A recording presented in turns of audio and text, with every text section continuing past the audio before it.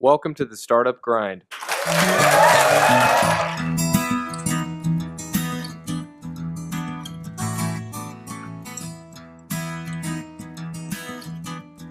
did you get working in the wine industry and wine tech? It's such an interesting niche market.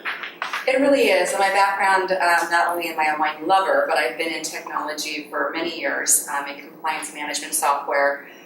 The first cloud-based system helping law firms, major corporations like Honda, Intel, Motorola, move people around efficiently and compliantly. So integrations with 50 government agencies for visa management, and traveled nationally, internationally, helped that startup out of San Ramon grow into a global corporation. Made the jump from that arena into Microsoft Dynamics CRM.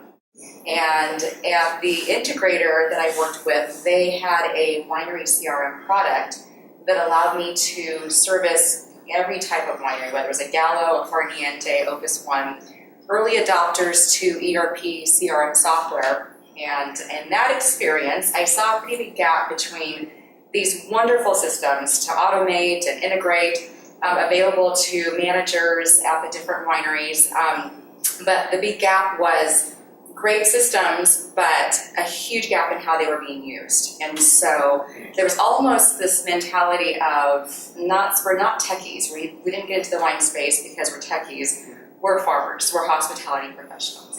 So from that experience, had the opportunity to go over into the e-commerce world with Vin65 and met up with Paul Mabry at VinTank and told the owner of Vin65 about 6 months into it, we really need to have a services leg of the business. And he said, you know what, I'm going to keep building and enhancing the software. We're going to always be a recurring business model, but you've got the contacts and somebody should own it. And he was a great motivator to me branching out and starting the company. Okay.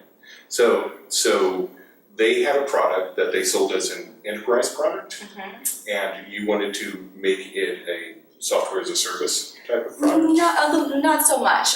Their product is a software as a service product. They do have an enterprise edition.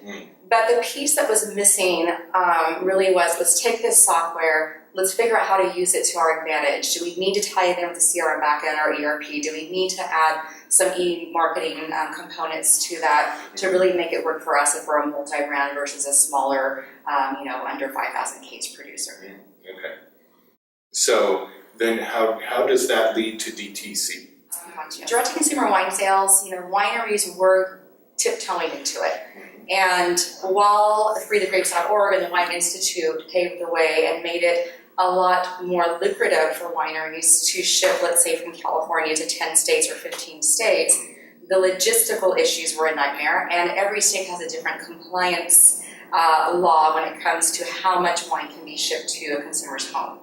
So what we really saw happen though in the last 3 or 4 years really is Ship Compliant, one of my technical partners, along with Vin65, up their game in providing a more full-service back-end solution, supporting wineries to now ship to over 40 states. So I think a combination of freethegrapes.org really going out to DC and paving the way, making it easier for wineries to ship throughout the US, but it's really the technology part of it that needed to evolve. And so teaching wineries who were traditionally the farmers and the hospitality professionals to get out of their brick and mortar mentality of being a winery and really learn to become an e-commerce company the opportunities there have exploded.